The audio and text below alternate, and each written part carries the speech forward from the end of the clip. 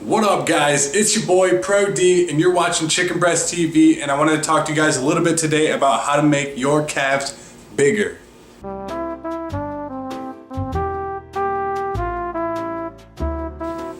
Okay, now that you guys saw my little Chicken Breast TV intro, let me break it down by talking a little bit about the anatomy of the calf.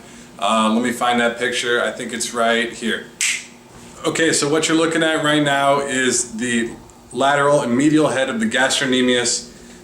Basically, what lateral means is outer, and then medial means inner. So the lateral head of the gastrocnemius is going to be always facing outward, and then the medial head of the gastrocnemius are always going to be inward facing each other. Now the gastrocnemius is more surface than the soleus, and this is the soleus. Contrary to popular belief, the soleus does not actually take up as much room as we think. Most of the time we think, oh, if you want your calves to be wider, let's work on the soleus by doing the seated calf raises.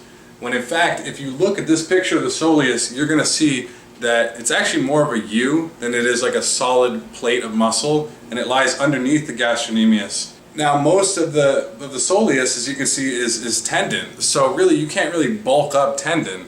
So that's why if you want bigger calves, you're going to want to focus on the gastrocnemius. And anyway, in focusing on the gastrocnemius, you're generally going to build a ton of the soleus as well. And we're back on me. Now my piece of advice is not going to give you a specific training program or regimen or anything like that to build your calf, because as we all know, and we've probably heard a million times, what works for me is not going to work for you. The piece of advice I am going to give you is to tell you to stretch your calf.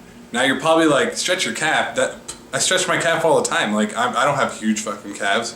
Well, let me explain a little bit more. Most of us walk with our feet outward a little bit. That's called slew-footed. The opposite of that would be inward, which is called pigeon-toed. Now, because we are constantly walking outward, it means that we lack flexibility in that outer part of the calf, or the lateral head of the calf. Because our calf is always really tight and contracted, it doesn't have that ability to repair as easily. Okay, so that means that when you're working out your calf, you're not going to recover as well. It's not going to hypertrophy as much. So the best way is to stretch that lateral head or that outer head of the calf. Now you may be asking yourself, how do I target the lateral head during a stretch? Well, here, let me show you. Alright, so for future reference, before I show you the calf exercise, this is what I mean by slew-footed. Slew-footed is when your feet point out like this, so you walk kind of like that. And for some people it's not as exaggerated, it's just like this, but it's still slew-footed. This would be pigeon-toed, and let me show you guys that calf stretch right now. So normally you stretch your calf like so.